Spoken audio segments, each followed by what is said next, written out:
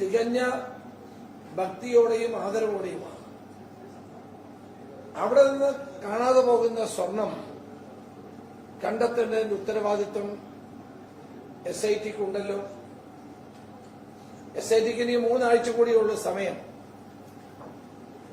സാധാരണഗതിയിൽ പ്രതികളെ അറസ്റ്റ് ചെയ്താൽ അടുത്ത് ചെയ്യേണ്ടത് എന്താണ്?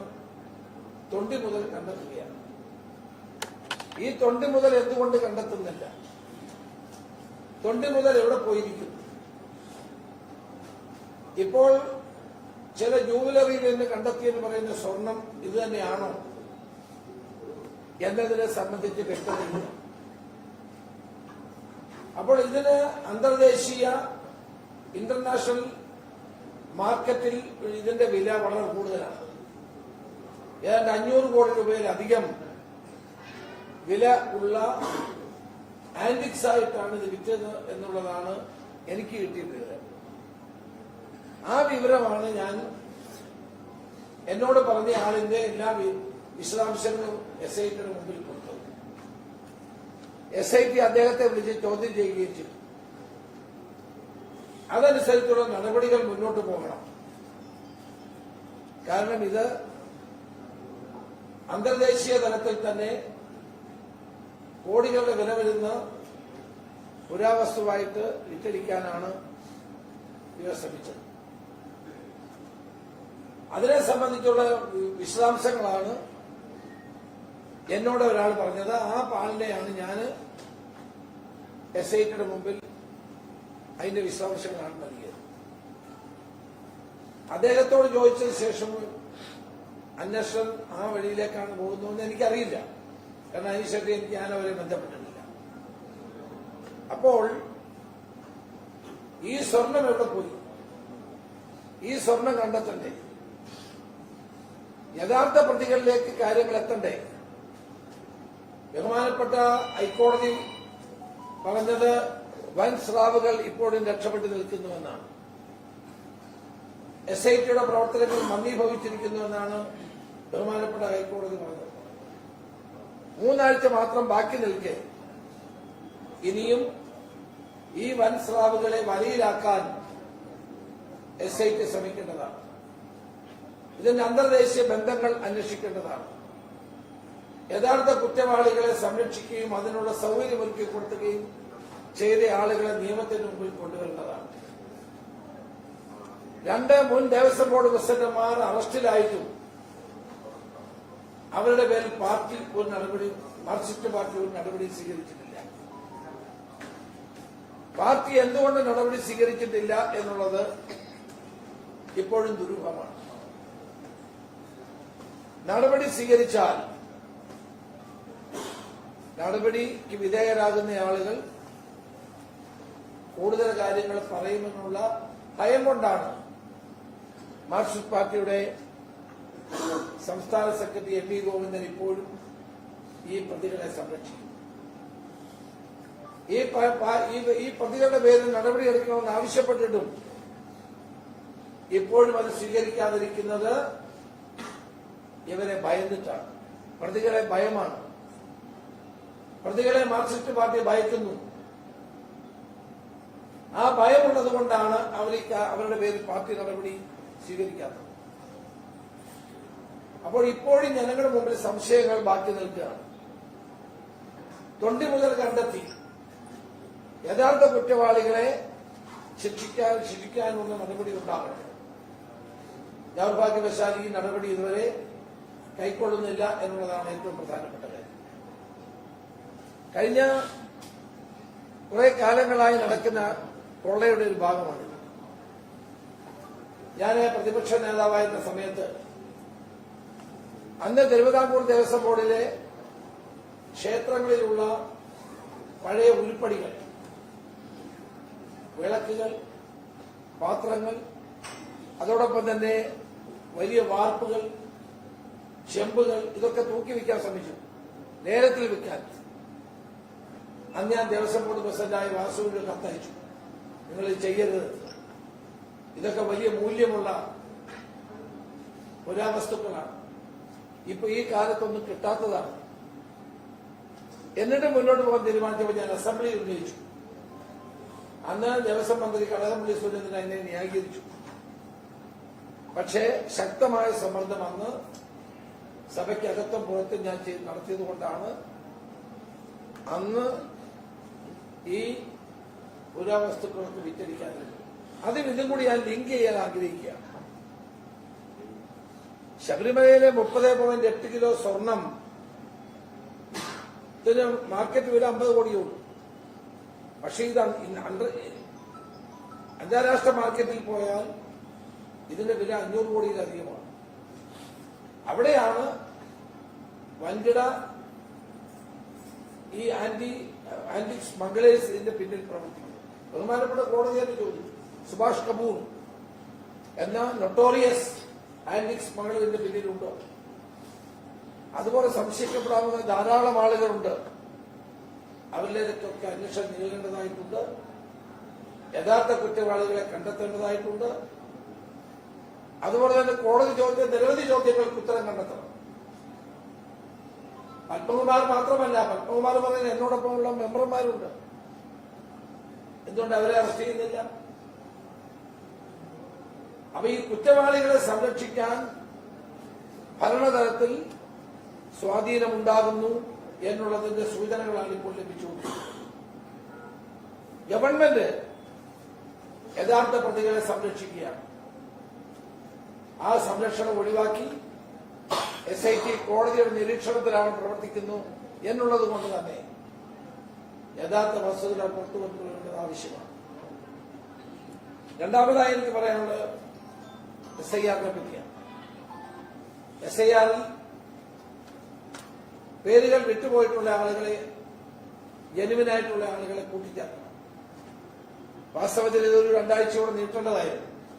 ഇപ്പോഴും ഈ പഞ്ചായത്ത് തെരഞ്ഞെടുപ്പിന്റെയൊക്കെ തിരക്കിൽ പല ആളുകൾക്കും ഇത് വോട്ടർ ഫോം പൂരിപ്പിച്ച് കൊടുക്കാൻ കഴിഞ്ഞില്ല. അത് 2 ആഴ്ചയോടെ നീട്ടാമായിരുന്നു. ഇനിയിപ്പോൾ അപ്പീലിനുള്ള സമയമാണ് എന്നാണ് അവർ പറയുന്നത്. യഥാർത്ഥ വോട്ടർമാർ, സ്ഥലത്തില്ലാത്തവർ മരിച്ചുപോയതുകൊണ്ട് ആളുകൾ ഒഴിച്ച് യഥാർത്ഥ വോട്ടർമാരെ കൂടി വോട്ടർ പട്ടികയിൽ ചേർക്കാനുള്ള നടപടി ഉണ്ടാകേണ്ടത് ഏറ്റവും ആവശ്യമാണ്. അതിനൊന്നുകിൽ സമയം നീട്ടിക്കൊടുക്കണം, അല്ലെങ്കിൽ ഈ അപ്പീൽ നടപടികൾ വേഗത്തിലാക്കണം. വില്ലേജ് തലത്തിൽ ആളുകൾ വോട്ടർ പട്ടികയിൽ ചേരാനുള്ള നടപടികളുമായിട്ട് ഇലക്ഷൻ കമ്മീഷൻ മുന്നോട്ട് പോകണമെന്ന് കൂടി ആവശ്യപ്പെടുന്നു.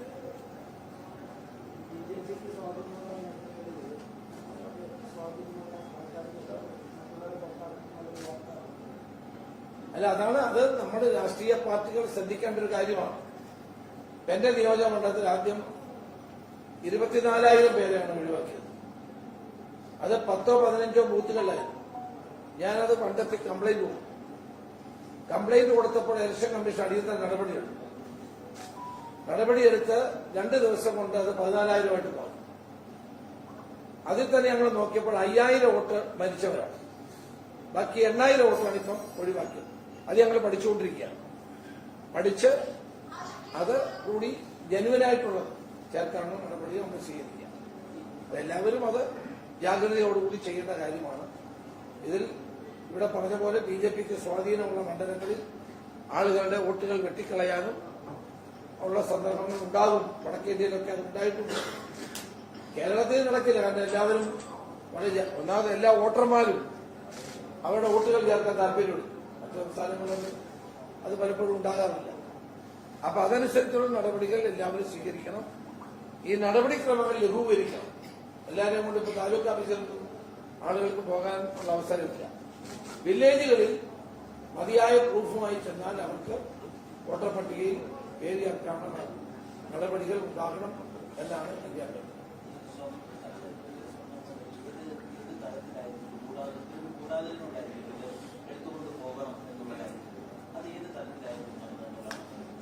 അല്ല, കൊണ്ടുപോയത് ഉണ്ണികൃഷ്ണൻ പോറ്റിയാണ്. പോറ്റിയെ അനുവദിച്ചു കൊടുത്തത് ദേവസ്വം ബോർഡാണ്. ദേവസ്വം ബോർഡിന് ധൈര്യം കൊടുത്തത് ഗവൺമെന്റുമാണ്. അപ്പം അതുകൊണ്ടാണ് ഞാൻ പറഞ്ഞത്, ഉന്നതങ്ങളിലെ ഞങ്ങളല്ല പറഞ്ഞത്, ബഹുമാനപ്പെട്ട കോടതി തന്നെ പറഞ്ഞു വൻസാവുകളെ പിടിക്കുന്നില്ല. എന്തുകൊണ്ട് പിടിക്കുന്നില്ല? തൊണ്ടി മുതൽ എവിടെ? ഞാൻ ആദ്യം ചോദിക്കുന്ന ഒരു ചോദ്യം, സ്വർണം എവിടെ?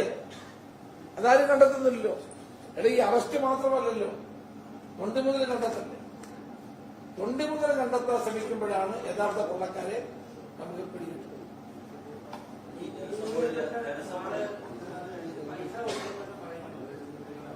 അല്ല, അതെല്ലാം പുറത്തു വരട്ടെ, എന്റെ വസ്തുതകൾ കൂടുതൽ പുറത്തു വരട്ടെ.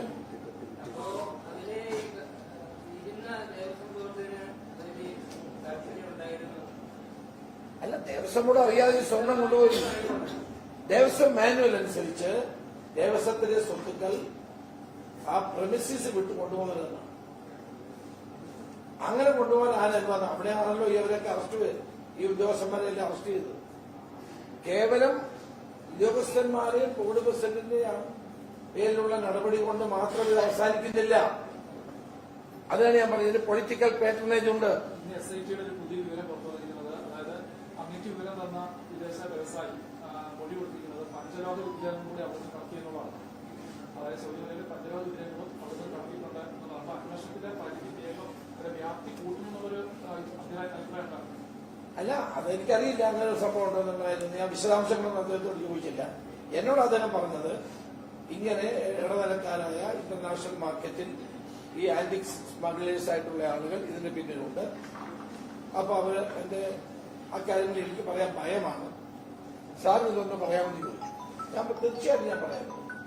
ഒരു പൊതുപ്രവർത്തകൻ എന്ന നിലയിൽ എനിക്ക് കിട്ടിയ വിവരം SITക്ക് കൈമാറാൻ യാതൊരു മടിയും എനിക്കില്ല. പക്ഷെ അത് അന്വേഷിക്കേണ്ടതൊക്കെ അവരാണ്.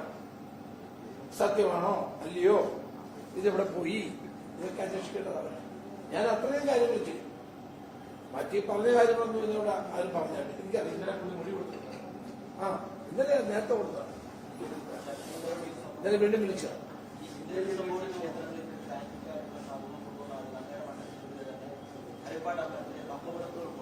പണ്ട് കമ്പോളൊക്കെ അടിച്ചു.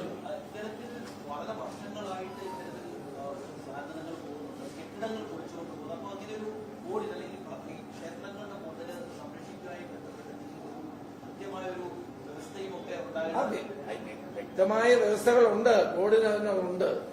ഇത് സൂക്ഷിക്കാനുള്ള ആളുകളുണ്ട്, തിരുവാഭരണം സൂക്ഷിക്കാൻ ആളുണ്ട്, തിരുവാഭരണം കമ്മീഷനുണ്ട്. അതുപോലെ ഇതിന് സൂക്ഷിക്കാനൊക്കെ ആളുണ്ട്. ഇതിരിക്കുമ്പോഴാണ് വാസുവിന്റെ കാലത്ത് ഇതെല്ലാം ലേലത്തിൽ വിൽക്കാൻ ഇവിടെ മറ്റേ സ്ഥലമില്ല, ലേലത്തിൽ വിൽക്കാം. അപ്പോഴാണ് ഞാൻ അതിനെ എതിർത്തത്. അവിടെ വെക്കാൻ സ്ഥലമില്ല, ഇതൊക്കെ പഴയതായി പോയി വിറ്റ് കളയണോ? ഇവിടെ പഴയ ഈ സാധനങ്ങൾക്കാണ് വില കൂടുതൽ. പിന്നെ ഞാൻ അത്ര ശക്തമായ കത്തുകൂടെ എഴുതിയപ്പോഴാണ് വിട്ടുവെച്ചത്. അല്ല, കോടതിയുടെ നിരീക്ഷണത്തിലുള്ള അന്വേഷണം നടക്കട്ടെ. അന്താരാഷ്ട്ര ബന്ധങ്ങളുണ്ടെങ്കിൽ അത് SIT തന്നെ പറയട്ടെ, ഞങ്ങൾക്ക് ചെയ്യാൻ കഴിയില്ല, അതിന് ഏതെങ്കിലും ഏജൻസിയുടെ സഹായം വേണമെന്ന് അവർ തന്നെ പറയട്ടെ. EDയുടെ അന്വേഷണത്തെ സംബന്ധിച്ചിടത്തോളം ഒരു നിർദ്ദേശം പോയിട്ടുണ്ടല്ലോ. ED അന്വേഷണം സാമ്പത്തിക കാര്യങ്ങൾ മാത്രമാണ് ED അന്വേഷിക്കാൻ പറ്റുക, മറ്റ് ക്രിമിനൽ ആക്ടിവിറ്റീസ് അന്വേഷിക്കാൻ പറ്റില്ല. അല്ല, അത് കോടതിയുടെ നിയന്ത്രണത്തിൽ നടക്കുന്ന ഒരു അന്വേഷണമാണ് SITയുടെ. അത് അവര് ഞങ്ങൾക്ക് അതിന് പരാതിയൊന്നുമില്ല. കൂടുതൽ അന്വേഷണം വേണമെങ്കിൽ SIT പറയേണ്ടി വരും. കാരണം ഇന്റർനാഷണൽ റാമിഫിക്കേഷൻസ് ഉള്ളൊരു കേസാണെങ്കിൽ ഒരുപക്ഷെ അവർക്കത് ചെയ്യാൻ കഴിയുമെന്ന് വരില്ല. അവരാണ് തീരുമാനം.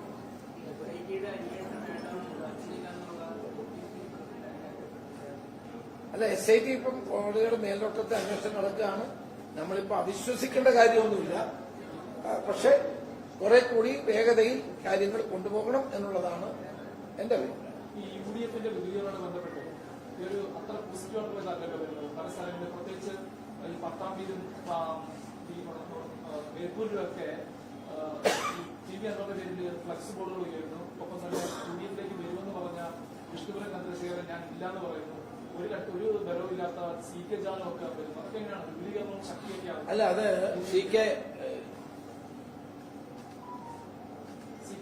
CK ജാനു വരാൻ താല്പര്യം പ്രകടിപ്പിച്ചു. PB അൻവറിന്റെ കാര്യം നിങ്ങൾക്കറിയാൻ പറഞ്ഞു പോകുന്ന ആളുകളായിട്ടുണ്ട്. വിഷ്ണുപുരം ചന്ദ്രശേഖരൻ എന്നെ രണ്ടുതവണ സംസാരിക്കാം. പുള്ളി എന്റെ വീട്ടിൽ വന്ന് സംസാരിക്കാം. പുള്ളിക്ക് വരാൻ താല്പര്യം. അപ്പൊ ഞങ്ങളത് ആലോചിച്ചപ്പോഴും പ്രതിപക്ഷ നേതാവിനോടും അദ്ദേഹം പറഞ്ഞു. അങ്ങനെയാണ് ഈ വരാൻ താല്പര്യമുള്ള NDAയിലെ രണ്ട് കക്ഷികൾ തൃണമൂൽ കോൺഗ്രസിന്റെ പ്രസിഡന്റായ അൻവറും പ്രവേശിപ്പിക്കാൻ തീരുമാനിച്ചു. ഞങ്ങളോട് നിരന്തരമായും വിഷ്ണുപുരം ചന്ദ്രശേഖരൻ ആവശ്യപ്പെട്ടതിന് പേരിലാണ്. ഞങ്ങൾ അങ്ങോട്ട് ചെന്നല്ല. പക്ഷെ അദ്ദേഹം പിന്നെ എന്താ മാറിയെന്ന് എനിക്കറിയില്ല. അല്ല, ഇതുവരെ ഒരു ചർച്ച ഉണ്ടായിട്ടില്ല.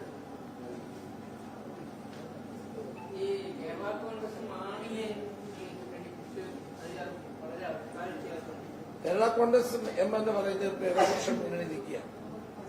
അവര് ആ മുന്നണി നിൽക്കുന്ന ഒരു കക്ഷിയെ നമ്മളിപ്പോ വിളിക്കേണ്ട കാര്യമില്ല. അവർക്ക് താല്പര്യമുണ്ടെങ്കിൽ അത് ആ ഘട്ടത്തിൽ ആലോചിക്കേണ്ട കാര്യം. അല്ലാണ്ട് നമ്മള് അവര് ഇപ്പൊ വരണമെന്ന് പറയുന്നതിനകത്ത് ഒരു രാഷ്ട്രീയമായി ശരിയായ കാര്യമല്ലെന്നാണ് എന്റെ വിശ്വാസം. കാരണം അവര് വേറെ മുന്നണി നിൽക്കുക. അവര് താല്പര്യം പ്രകടിപ്പിച്ചാൽ അതിനെപ്പറ്റി ആലോചിക്കും.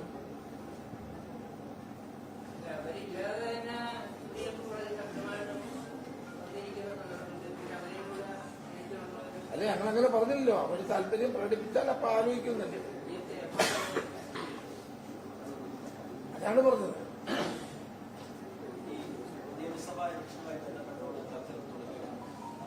ഇന്നലത്തെ UDF യോഗം ഘടകകക്ഷികളുമായിട്ടുള്ള ചർച്ചകൾ ആരംഭിക്കാൻ തീരുമാനിച്ചു. ജനുവരി, ഇത് പത്രത്തിലുണ്ടല്ലോ, ജനുവരി 15-നകം ഘടകകക്ഷികളുമായിട്ടുള്ള ചർച്ചകൾ പൂർത്തീകരിക്കാമെന്നാണ് ആലോചിക്കുന്നത്. 4-5 തീയതികളിൽ കോൺഗ്രസിന്റെ ക്യാമ്പ്, മുന്നൊരുക്കത്തിന് വേണ്ടിയുള്ള ക്യാമ്പ് 4-5 തീയതികളിൽ വയനാട്ടിൽ നടക്കുക.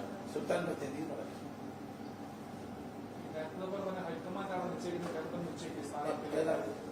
അല്ല, ഞങ്ങൾക്കൊരു പ്രോസസ്സുണ്ട്. ഇവിടുത്തെ പ്രപ്പോസൽ ഹൈക്കമാൻഡിന് മുമ്പിൽ വരും. ഹൈക്കമാൻഡാണല്ലോ അന്തിമമായി തീരുമാനിച്ചു.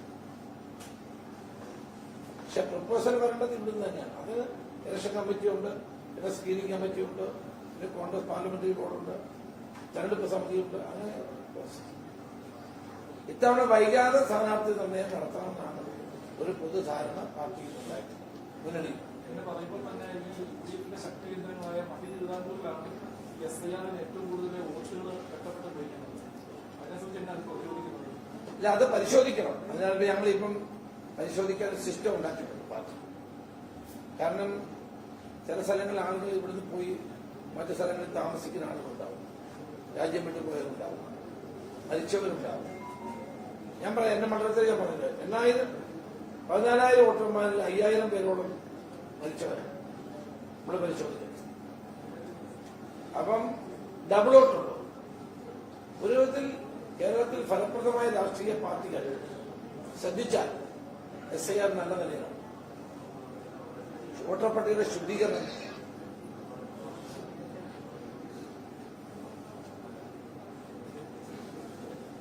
എല്ലാവരും ഞാൻ ലഞ്ചിന് ക്ഷണിക്കുകയാണ്. ഒരു ക്രിസ്മസിന്റെയും ന്യൂ ഇയറിന്റെയും പശ്ചാത്തലത്തിൽ I thought that I will give a lunch to all the pressmen in Alleppey.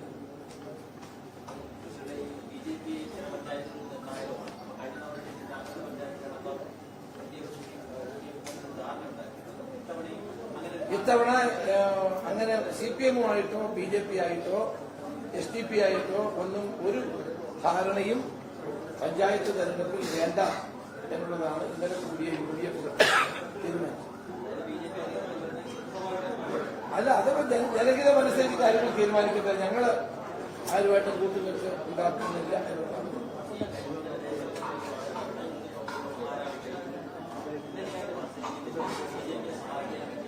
അതുകൊണ്ടല്ല BJP സഹായിക്കാനൊന്നുമല്ല. ലോക്കൽ ബോഡി ഇലക്ഷനാണ്. അവിടെ പലയിടത്തും ആളുകൾ സിമ്പലിലല്ല നിൽക്കുന്നത്, വേറെ സ്വതന്ത്ര സിമ്പൽ നിൽക്കും.